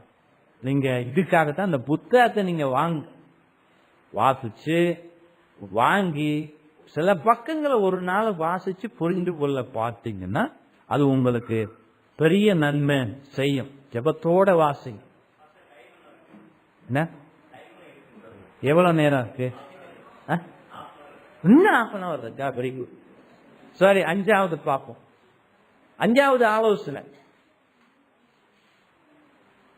குடும்ப ஆராதனையின் போது, சாரி 6வது ஆலோசனை குடும்ப ஆராதனையின் போது அதில் ஈடுபடும் குடும்பம் தங்களுடைய குடும்ப அங்கத்தினர் மட்டுமே அதில் கலந்து கொள்ளும்படி எச்சரிக்கையாக இருக்க வேண்டும். ஏன் இப்படி சொல்றாங்க? அவர்கள் வேறு எவரையுமோ ஏனைய குடும்ப அங்கத்தவர்களையோ அதில் கலந்து கொள்ள அழைத்து விடக்கூடாது. குடும்பத்தவர்கள் மட்டுமன்றி தங்கள் வீட்டில் இருக்கும் எவரையும் அதில் கலந்து கொள்ள அனுமதிக்கலாம். அதாவது வீட்டுக்கு உணவருந்து அழைக்கப்பட்டிருப்பவர்கள் அதில் முக்கியமான காரியத்தின் மூலமாக அந்த வீட்டில் தங்கி இருப்பவர்களே அதில் கலந்து கொள்ள அனுமதிக்கலாம். அதை தவிர வேற யாரையும் கூப்பிடக்கூடாது. ஏன்னா நீங்க ஒரு சபைக்கு போய் ஒரு சத்தியத்தை நம்பி அந்த சத்தியத்தை பின்பற்றி உங்க மக்களுக்கு, உங்க வைஃபுக்கும் பிள்ளைகளுக்கும் அதை போதிச்சு வருகிற பொழுது அதெல்லாம் தெரியாம வேறவனோ வந்தா குழப்பம் பண்ணி விடலாம், தேவையில்லாத பிரச்சனைகள் வரலாம், கேள்வி வரலாம். சில பேர் நினைப்பாங்க, ஐயோ இந்த சுவிசேஷம் சொல்ல ஒரு வாய்ப்பா இருக்குமே என்று அவங்கள கொண்டாட பாக்குறது. குடும்ப ஆராதனை சுவிசேஷம் சொல்றதுக்கு இல்லப்பா, பயன்படுத்தக்கூடாது. அந்த உங்க குடும்பத்துக்கு சுவிசேஷத்தை சொல்லலாம், ஆனா வெளியாருக்கு சுவிசேஷம் சொல்லுவதற்கு குடும்ப ஆராதனையை நீ பயன்படுத்த கூடாது. அந்த கோமாளித்தனம் எல்லாம் பண்ணாது. அது குருட்டார்வம்னு அதுக்கு பேர். உங்க குடும்ப நன்மைக்கு தான் அது இருக்கு. ஆண்டவருக்கு முன் விசுவாசமாக இருக்கவும் உங்க குடும்பம் சரியான விதத்துல போகும். ஏன்னா அந்த குடும்ப ஆராதனையில உங்க பர்சனல் விஷயங்களை நீங்க பேச வேண்டி வரும். ஆண்டவருக்கு முன் அறிக்கையிட்டு ஜெபம் பண்ண வேண்டி வரும். மற்றவனுக்கு அங்க என்ன வேலை இல்லையா?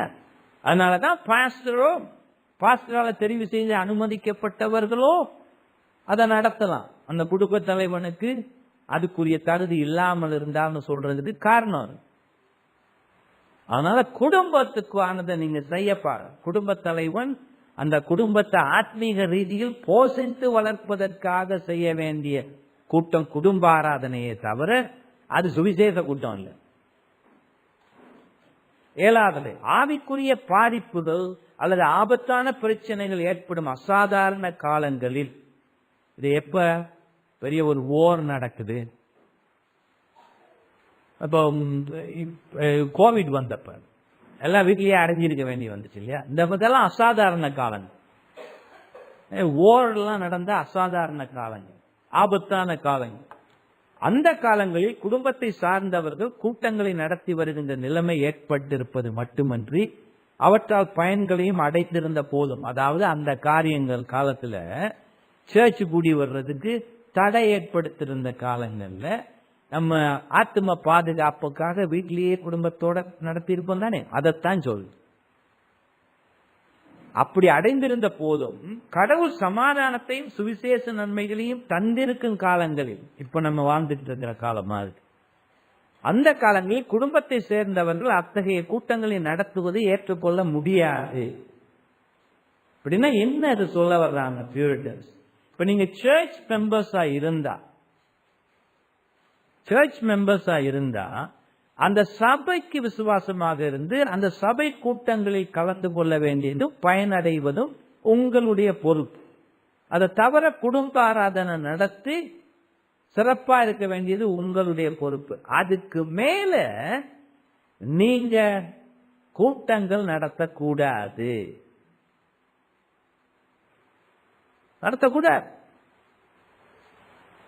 ஏன்னா உங்களுக்கு எதையும் செய்யக்கூடிய ஆத்மீக தகுதிகள் இருக்கான்னு பார்க்க வேண்டியது சபை மூப்பர்கள்.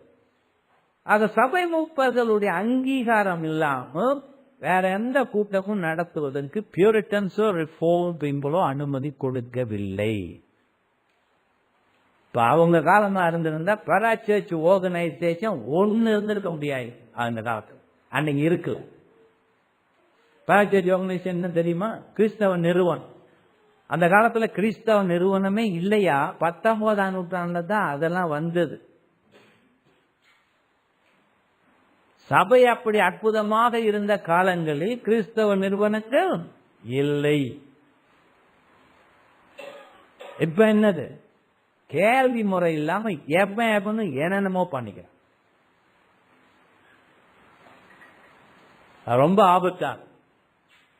ரொம்ப ஆபத்தான.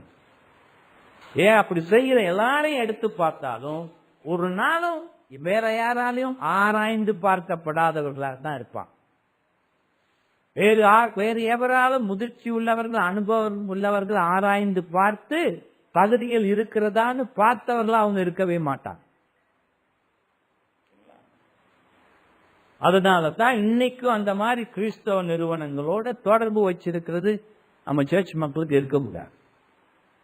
ஏன்னா நீங்க எல்லாம் PhD படிச்சு இறையியல்ல பாண்டித்யம் அடைந்தவர்களோ திருச்சபையெல்லாம் வாழ்ந்து முதிர்ச்சி அடைந்த ஓவன் மாதிரியோ இல்லை. இப்ப உங்களுக்கு பிரிச்சு பார்க்கிற பக்குவம் கொஞ்சம் குறைவா தான் இருக்கு. ஆகவே பாஸ்டர்ஸோட பேச ஆலோசனைகளை பெற்றுக்கொள்ளுங்க. தேவையில்லாதவர்களுக்கு இடம் கொடுத்து விடாது. சரிங்களா? அப்ப அன்னைக்கு அவங்க வேற எந்த கூட்டமும் யாரும் நடத்துறதுக்கே அனுமதிக்கல. அசாதாரண காலத்துல இருந்து சாதாரண காலத்துக்கு போயிட்டா சர்ச்சுக்கு விசுவாசம் ஆயிடும். அதுதான் முக்கியம்.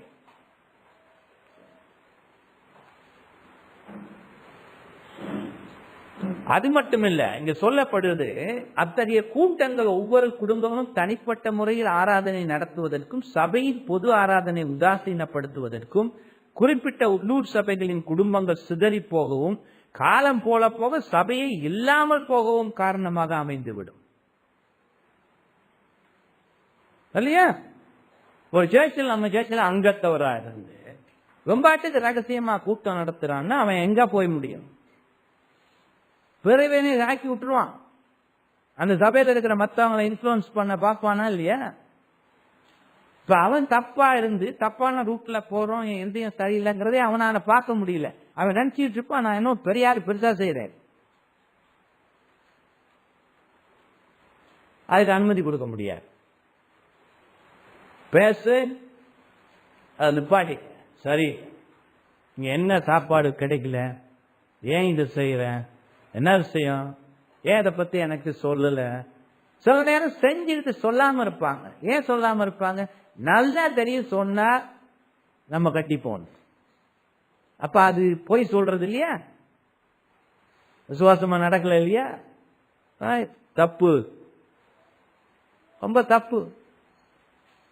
ஒரு சபையில இருந்து அந்த அங்கத்தவர்களை ஆண்டவருக்கு முன்னுக்கு வாக்கு கொடுத்து இதுக்கெல்லாம் நான் விசுவாசமா நடப்பேன்னு சொல்லிட்டு மாறுவது துரோகி. அது துரோகம் பண்றது. அப்படியெல்லாம் வாழ முடியலன்னா மரியாதையா தாழ்மையோடு பாஸ்டர்ஸோட பேசி நீ ரிசைன் பண்ணிட்டு போயிடலாம். நீங்க கெட்டுதான் போறேன்னா நான் என்னப்பா பண்ண முடியும்? கழுத்தை பிடிச்சி இழுத்து வளையெல்லாம் மாட்டி ஜாக்கில் வைக்க முடியுமா? அப்படி இல்லையே நம்ம கான்ஸ்டிடியூஷன்ல. ஒழுங்கா வாழ்வோம் என்று சொல்லுகிறவர்களுக்கு தான் நம்ம பாதுகாப்பை அளிக்க முடியும். பையனுங்களே வீட்டில இருந்து 17 வயசு 18 வயசு ஆச்சுன்னா, உங்க ஊர்ல தெரியுங்க வெளிநாட்டுல, அப்ப அங்க என்ன பண்ணிடுவாங்க, யூனிவர்சிட்டிக்கெல்லாம் போயிட்டு இப்ப நான் தனியா போய் ஹாஸ்டல்லாம் இருந்துக்க போறேன், இல்ல வீட்டுல தான் இது இங்க சொல்ற மாதிரி அங்க சொல்ல முடியாது சார். ஒரு வயசுக்கு வந்துட்டா அதே போலதான் இங்கேயும் சபையில நம்ம ஆராய்ந்து பார்த்து ஒரு மனதாக நம்ம ஏற்று அங்கத்தவர் எல்லோரும் சேர்த்து நம்ம ஒப்பு கொடுத்திருக்கின்ற சபை சட்ட விதிகளுக்கு ஈடுபட மறுப்பவர்களுக்கு அங்கத்துவம் தேவையே இல்லை. அவர் இருந்த அங்கத்தவர்லாம் சபைக்கு பாதுகாப்பா தான் இருக்கு, சபையின் நன்மைக்காக எதையும் செய்பவர்களாக இருக்கு, மற்ற அங்கத்தவர்களோடு ஒற்றுமையாக இருந்து ஒரே சிந்தனை உள்ளவர்களாக இருக்க. இப்ப பியூரிட்டன்ஸ் ஏன் அப்படி சொல்லியிருக்காங்கன்னு புரியுதா? இன்னைக்கு சில பேரு ரிஃபார்ம் பியூரிட்டன் அர்த்தமாவது உனக்கு தெரியுதாப்பா? வாழ்க்கையை பார்த்தா அழுகி போயிருக்குது, அப்புறம் இதையேப்பா பயன்படுத்திக்கிறீங்க? அதனாலதான் கவனமா இருங்கன்னு சொல்றேன். ரிஃபார்ம்னு சொல்றவங்கலாம் ரிஃபார்மா இருக்கு. எதையுமே இன்னைக்கு ஆராய்ந்து பார்க்க நிதானத்தோட இருக்கும்.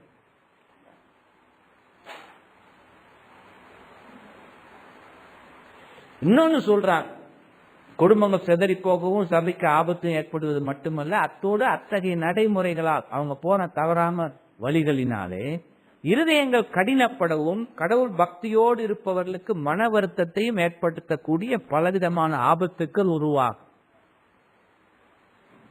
அதனால பாஸ்டர்ஸ் எச்சரிக்கையாவே இருக்க வேண்டியதுதான் நம்ம மக்களும். ஏன்னா அவங்களுக்கு நன்மைக்காகவும் பாதுகாப்போம். அப்பா பிள்ளைகளை அப்படி பாதுகாப்பா இருக்கிறது இல்லையா? இப்ப வந்துட்டு நான் போயிட்டு சாயந்தரம் தான் வீட்டுக்கு வருவேன்ப்பா, நல்லா போயிட்டு வா அப்படின்னு எந்த அப்பனா சொல்லுவானு, இங்கே கொஞ்சம் வா, எங்க போற, எதுக்கு போற, ஏன் சாயந்தரம் வரையும், என்ன அவ்வளவு நேரம் என்ன பண்ண போற கேட்பீங்களா இல்லையா? அதுக்கு ஏற்ப ஒத்துக்கிறீங்க. அப்புறம் சபையில பாஸ்டர் ஆவிக்குரிய தகப்பனா இருக்கிறவன் கேட்டா ஏயா வலிக்குது, அது அவர் ஜாப். அப்படி கேட்கிறவன் தான் உண்மையான பாஸ்டர். கேட்காதவன் யாரு? போக்கிரி. கேட்கணும், அதான் ஆத்ம கரிசனன்னு அர்த்தம். 17ஆம் நூற்றாண்டுல திருச்சபைக்கு வெளியில் திருச்சபை தொடர்பு இல்லாமல் நம் காலத்தில் இருப்பது போல் எவரும் ஆவிக்குரிய கூட்டங்கள் நடத்தியதில்லை. அந்த அளவுக்கு அக்காலத்தில் திருச்சபைக்கு சமுதாயத்தில் நம்பிக்கையும் மதிப்பும் காணப்பட்டது. ஆவிக்குரிய நன்மைகளை ஆத்துமாக்கள் திருச்சபைகளிலும் குடும்ப ஆராதனை நடத்தியுமே பெற்றுக் கொண்டிருந்தார்கள். கிறிஸ்தவ சபைகள் துன்புறுத்தப்பட்ட அசாதாரண காலங்களில் கிறிஸ்தவர்கள் சபைக்கு போக முடியாத நிலை ஏற்பட்டு வேறு விதங்களில் ஆட்சியாளர் கண்களில் படாமல் கூட நேரிட்டது. அத்தகைய அசாதாரண கூட்டங்களை அசாதாரண காலங்கள் முடிவற்ற பின் நடத்த வேண்டிய அவசியம் இல்லை என்றும் அவற்றை தொடர்வது திருச்சபைக்கும் குடும்பங்களுக்கு ஆபத்தாக முடியும் என்றும் பியூரிட்டன் பெரியவர்கள் இந்த பகுதியில் விளக்கி இருக்கிறார்கள்.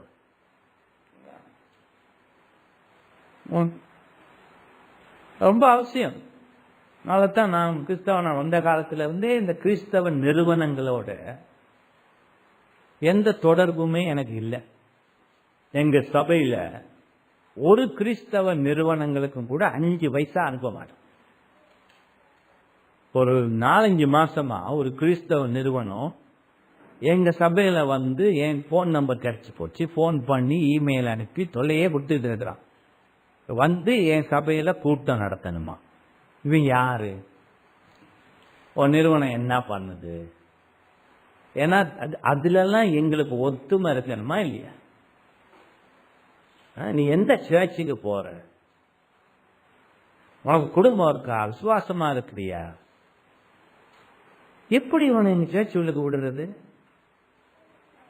அப்ப எத்தனை போன் கால் அடிச்சாலும் நான் ரொம்ப பிஸி, நான் ஒரு ட்ரிப் போறேன், இப்படியே போய்கிட்டு இருக்கு, கழிச்சு போகிற நேரம் வரத்தான் போகுது. அதுக்கு ஏற்ற மாதிரி எனக்கும் வேலையும் அமைஞ்சு போயிருந்து. So I don't allow. எங்க மக்களுக்கும் தெரியும்.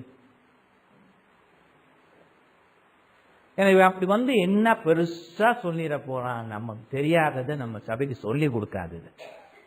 இது வேற. அவன் வந்தான்னா அவனுக்கு நான் பணம் கொடுக்கணும். அவனுக்கு நான் பணம் கொடுக்கணும். நீ பேசுறத நான் இன்னும் அருமையா அழகா நாங்க எங்க மக்களுக்கு சொல்ல முடியுமே என்னால. அப்ப நீ எதுக்கு? நல்லா கேட்டுங்க. சபை செய்ய வேண்டியதாக ஆண்டவர் சபைக்கு கொடுத்திருக்கிற காரியங்களை வெளியில இருக்கிறவன் செய்யறதுக்கு யார் அனுமதி கொடுத்தது? மிஷன் வேலையெல்லாம் சபை தான் செய்யணும். சபை தான் செய்யணும். நிறுவனத்துக்கு கொடுக்க முடியாது. நிறுவனம் அமைக்கிறது தப்பு, அது கொடுக்க கூடாது. சபை செய்யறது மட்டும்தான் வேதபூர்வமா போக முடியும். ஒரு இடத்துல வேதத்துல ஒரு வசனம் காட்ட முடியுமா உங்களுக்கு நிறுவனத்துக்கு ஆதரவா இருந்து? முடியாது. மத்தேயு பிரதான கட்டணை 18-20 வரையும் ஆண்டவர் அப்போஸ்தலர்களுக்கு கொடுத்து அப்போஸ்தலர் சபை நிறுவ சொல்லி சபை செய்யும்படியாகத்தான் சொல்லி இருக்கிறார். தனி மனுஷனோ சிலரோ ஒரு நிறுவனமா நடத்தி அந்த காரியங்கள் செய்யறதுக்கு வேதத்துல எங்க ஒரு வசனத்தை பார்க்க முடியும்? முடியவே முடியாது. அப்ப வேதத்துல இல்லாததை செய்யறதுக்கு எது காரணமா இருக்க முடியும்? அப்ப வேதத்துல சொல்லி இருக்கிறபடி சபையை பற்றி பெரிதாக பார்க்கிற ஒரு இருதயம் இல்லாதவங்க தான் அப்படி செய்வாங்க. இவ்வளவு காலமா 35 வருஷமா, இந்த போன வருஷத்தோட 35 வருஷம் முடியுது, இவ்வளவு பணிகளை செய்துகிட்டு இருக்கிறோமே. நான் ஒரு நிறுவனமே ஸ்டார்ட் பண்ணது இல்லையே. அந்த மாதிரி ஆலோசனை கொடுக்காதவங்க இல்லைன்னு சொல்லல. ஒரு நிறுவனமும் இன்னைக்கு வரையும் ஸ்டார்ட் பண்ணது இல்லை.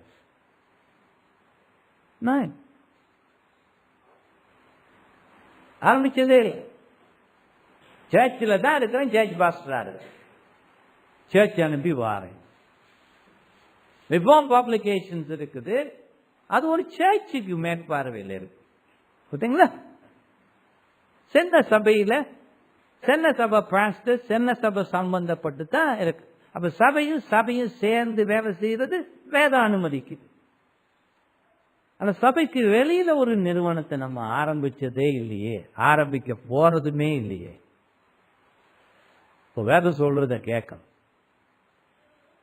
வேத சிந்தனை, வேதத்துக்கு இருதயத்தை கொடுக்கின்ற ஒரு பக்குவம் இல்லாட்டி நம்ம என்ன செய்ய முடியும்? அப்ப பியூரிட்டன்ஸ் எப்போது கவனமா இருந்திருக்கிறாங்க பாத்தீங்களா? அவன் ஏன் சொல்றாங்கிறத நம்ம சரியா புரிஞ்சுக்கணும், ரொம்ப அவசியம். ஓகே, 8வது பார்ப்போம். அதோட இந்த மார்னிங் மீட்டிங்கை க்ளோஸ் பண்ணலாம்.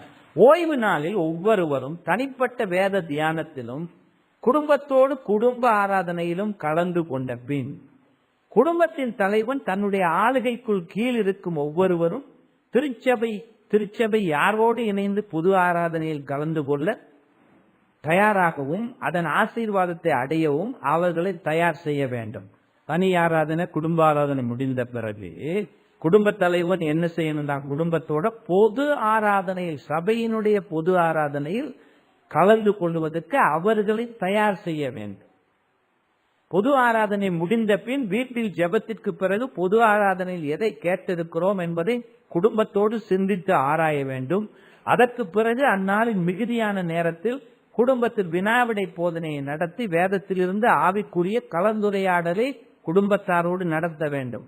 மாறாக பொது ஆராதனையின் நியமனங்களின் மூலம் பெற்றுக்கொண்டவற்றை தக்க வைத்து நித்திய ஜீவனுக்காக மேலும் வளர்ச்சி அடைய ஒவ்வொருவரும் வேதத்தை வாசித்து தியானித்து ஜெபித்து கடவுளோடு இருக்கும் ஐக்கியத்தை உறுதிப்படுத்தி அதில் வளர்வதும் அவசியம். இவ்வளவு செய்யணும்னா ஓய்வு நாளுக்கு நம்ம ஒப்பு கொடுத்தா மட்டும்தான் முடியும். ஓய்வு நாள்ல வேற எதுவும் செஞ்சிட்டு இருந்தீங்கன்னா முடியாது. உங்களுக்கு தெரியுமா, ஓய்வு நாளை உதாசீனப்படுத்துறது, அது சீரியஸா எடுக்காம வேற ஏதோ செய்யறது எந்த அளவுக்கு ஆபத்தை கொண்டு போய் விடும் தெரியுமா? குடும்பத்துக்கு நல்லது கொடுக்காது.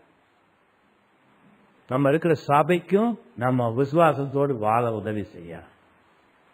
ஆகவே உங்களுக்கு ஓய்வு நாள் வேதம் அந்த அளவுக்கு பேசுதுன்னா அதுக்கு தடையா எதுவும் வருதுன்னா ஜெபம் பண்ணி ஆண்டவரை கேளுங்க. ஆண்டவரே, ஓய்வு நாள வேற எதையும் செய்யாம நான் இருக்கிறபடியாக என் குடும்பத்தோடு இருக்கும்படியாகவும் நீங்க எனக்கு உதவி செய்யுங்கன்னு ஆண்டவரை கேட்கணும். ஆண்டவரை கேட்டு நல்ல காரியத்துக்கு ஆண்டவர்கிட்ட கேட்டு பலனடையாம இருந்தவங்க இல்லை. தோட்டத்துக்கும் பெரிய லோயர் பெருசு பெருசு பெருசா போய்கிட்டு தான் இருக்குது. எப்ப அதுல முன்னேறி வந்தாலும் கூட இந்த ஞாயிற்றுக்கிழமை பிரச்சனை வந்துடும். இப்ப அவ வெரி ஜெனரல் கவுன்சில் அந்த பெரிய கம்பெனில அவர் பார்ட்னராகவும் ஆக்கிட்டாங்க. அப்ப இது வந்துச்சு, அடிச்சு சொல்லிட்டா வேற இது ஞாயிற்றுக்கிழமை நோ, பார்ட்னரா இல்லாட்டியும் பரவாயில்ல, சண்டே ஐ ஒன்ட் ஒர்க், விரும்பினா வச்சுக்க, விரும்பாண்டி விடு. சரி, சில நேரம் ஓய்வு நாளுக்காக நமக்கு என்னது ப்ரமோஷன் வர்றது கூட இல்லாம போகலாம். மலேசியா எனக்கு தெரிஞ்ச ஃப்ரெண்ட் ஒரு பாஸ்டராரு, ஒரு சயின்டிஸ்ட், பொட்டானிக்கல் சயின்டிஸ்ட். இப்ப இந்த ஓய்வு நாள்ல தான் அவர் பிரசங்கம் பண்ணியாகணும். அப்புறம் ஓய்வு நாளுக்கு அவர் செய்ய மாட்டேன்னு நிக்கிறதுனால சில ப்ரமோஷன்ஸ் அவருக்கு கிடைக்காம போயிடுச்சு. அதை பத்தி அவர் கவலையே படல. வேலை தொடர்ந்து இருக்குல்ல, அது போதும். ப்ரமோஷன்லாம் நீயே வச்சுக்க, எனக்கு ஓய்வு நாளை கொடுத்து. உங்களுக்கு அந்த உறுதியம் இருக்கான்னு கேட்கணும். ஓய்வு நாள்ல ஆண்டவருக்கு கொடுக்க மறுத்தா, நான் பிரிவுடன் சொல்ல, அவங்களும் தேவதமா வேற மாதிரி சொல்லியிருக்கிறாங்க. உங்களுக்கு ஆண்டவர் தேவையில்லையா? ஏன்னா அவர் ஓய்வு நாளின் ஆண்டவர் சொல்லியிருக்கிறாரா இல்லையா? I am the Lord of the Sabbath, நான் தான் லோர்டு. அப்படி என்ன சொல்றாரு? அதுக்கு நான் தான் ஆண்டவர், அது எனக்குரியது. அதுல என்னோட கச்சை கட்டிக்கிட்டு நிக்காது. என்ன கேளு, அதுக்கு ஆபத்துக்கு வர்ற மாதிரி இருந்தா என்ன கேளு, நான் உதவி செய்வேன், ஜெபம் பண்ணு. ஆனா நீயும் அது அந்த விஷயத்துல எனக்கு சாட்சியா இருந்தா அதுதான் நான் எதிர்பார்க்கிறேன். அந்த பியூரிட்டன்ஸ் காலத்துல, சீர்திருத்தவாதிகளின் காலத்துல, இந்த 26ஆம் நூற்றாண்டுல எக்ஸ்கியூஸ் பண்ணி கேட்டுக்கிட்டு இருக்கிறவங்க மாதிரி யாரும் இருந்ததில்லை. அவங்க ரொம்ப ஆர்வத்தோடும் துடிப்போடும் ஓய்வு நாள் ஆராதனைகளில் ஈடுபட்டு குடும்பத்தையும் அதில் ஈடுபட்டு தான் பரிசுத்தமா வளர்ந்திருக்கிறான். அதனால தான் அது ஆசீர்வதிக்கப்பட்ட காலமா இருந்திருக்கு. நம்ம ஊர்ல நம்ம காலத்துல எழுப்புதல் நடக்குது. ஓய்வு நாளைக்கே நீ ஒழுங்கா இடம் கொடுக்கறது இல்லை. என்ன எழுப்புதல் அப்பா? அது பிசாசு ஏற்படுத்துகிற ஒரு எழுப்புதலா. ஆண்டவருடைய எழுப்புதல் வந்தா என்ன நடக்குது தெரியுமா? வேணியஸ் காலம் மாதிரி ஓய்வு நாள் சிறப்பாக மக்களால் பின்பற்றப்படும். இன்னைக்கு ஓய்வு நாள் எங்க? சேர்ச்சே இல்லாம வாழ முயற்சி செய்யறாங்க, கிறிஸ்தவன பேர் வச்சு. ஆனா எங்களுக்கு ஒண்ணு புரியுது இல்லை. என்ன புரியல தெரியுமா? ஆண்டவருக்கு ஒரு மனைவி இருக்கு, அது சர்ச். அப்ப ஆண்டவருக்கு நீ விசுவாசியா கீழ்ப்படி உள்ளவனா இருந்தா அவர் மனைவியை நீ எப்படி நிராகரிக்க முடியும்? சர்ச்சே வேணான்னு நீ எப்படி வாழ முடியும்? சர்ச்சே இல்லாம வாழ பார்த்தியாச்சு. உன் கிறிஸ்தவ சாட்சி கேள்விக்குரியது. நீ கிறிஸ்தவனா தான் கேட்டு பார்க்க. அது உண்மையான மனம் திரும்புதலா, உண்மையான மறுபிறப்பு ஏற்பட்டிருக்கிறதா? அப்படி ஏற்பட்டிருந்தால் அந்த ஆண்டவரில் நீ அன்பு கூறி அவருடைய கட்டளைகளை சுவாசத்தோடு பின்பற்றுவாய். அதான் மறுபிறப்பு கிடைக்கிற இருதயம் போற பாதை. அதனாலதான் சந்தேகிக்கப்பட வேண்டி இருக்கு. ஏன் ஆண்டவருடைய பாதையில விலகி போற இருதயம் எப்படி மறுபிறப்பு அடைந்ததாக இருக்க முடியும்? இல்ல பாவம் செய்யறதாக இருக்க முடியும்? மறுபிறப்பு அடைந்தும் உலக இச்சைகளில் விழுந்து பாவம் செய்கிற இருதயமாக இருக்க முடியும். ஆனா அது திருத்தப்பட வேண்டும், அது தொடர முடியாது. ஆகவே இந்த புஸ்தகத்துல பியூரிட்டன்ஸ் சொல்றத அவங்க வேதத்தை பாராய்ந்து வேதபூர்வமா சொல்றாங்கிறத நம்ம மனசுல வச்சுக்கணும். அவை குடும்ப ஆராதனைய பாஸ்டர்ஸோட பேசி ஆலோசனையும் பெற்று முடிந்த வரையில் ஆரம்பித்து சரியா செய்ய முயற்சி செய்யுங்க. ஒரு நாளும் வீண் போக மாட்டேன். அவங்க பிள்ளைகள் காலத்துக்கும் உங்களுக்கு நன்றி உள்ளவங்களா இருப்பாங்க, நீங்க அதை சரியா செஞ்ச. அதாவது நான் பெஸ்ட் ஸ்கூலுக்கு அனுப்பியிருக்கேன், அதுக்கு அனுப்பியிருக்கிறேன், விளையாடுறதுக்கும் கிளப்புக்கெல்லாம் அனுப்பி ஒன்றும் உதவாது. ஏன்னா அத்தனையும் ஒன்னாவது பரலோகத்துக்கு உன்னை கொண்டு போகாது, உன் பிள்ளைகளையும் கொண்டு போகாது. ஆவிக்குரிய காரியங்களை தான் ஆண்டவர் எதிர்பார்க்க. அதுக்கு கொடுக்க வேண்டிய முக்கியத்துவத்தை கொடுக்காட்டி ஆவிக்குரிய ஆபத்து தான் ஏற்படும். சரி, ஜெபம் பண்ணுவோம். அன்பும் கிருபையும் உள்ள எங்கள் தேவனை, பியூரிட்டன் பெரியவர்கள் அருமையாக எழுதி தந்திருக்கிற குடும்ப வழிகாட்டி உள்ள 14 காரியங்களையும் சரியாக புரிந்து கொள்ளவும், அந்த புரிந்து கொள்ளுதலோடு சுவாசத்தோடு வீட்டில் அதை நடத்தவும் எங்களுக்கு கிருபை பாராட்டி உதவி செய்யும். தொடர்ந்து இந்த கூட்டத்தில் கலந்து கொண்டிருக்கிற எல்லோரும் நல்ல ஐக்கியத்தை அனுபவிக்கவும், அந்த ஐக்கியத்தில் சந்தோஷப்படவும், அவர்கள் ஆண்டவருக்கு நன்றி கூறவும், இங்கிருந்து போகிற வேளையில் பலப்பட்டவர்களாக போகவும் நீ கிருபை பாராட்டு. தொடர்ந்து உம்முடைய வார்த்தை மூலமாக எங்களோடு பேசும் இயேசு கிறிஸ்துவின் நாமத்திலே ஜெபித்து கேட்கிறோம். ஆமென்.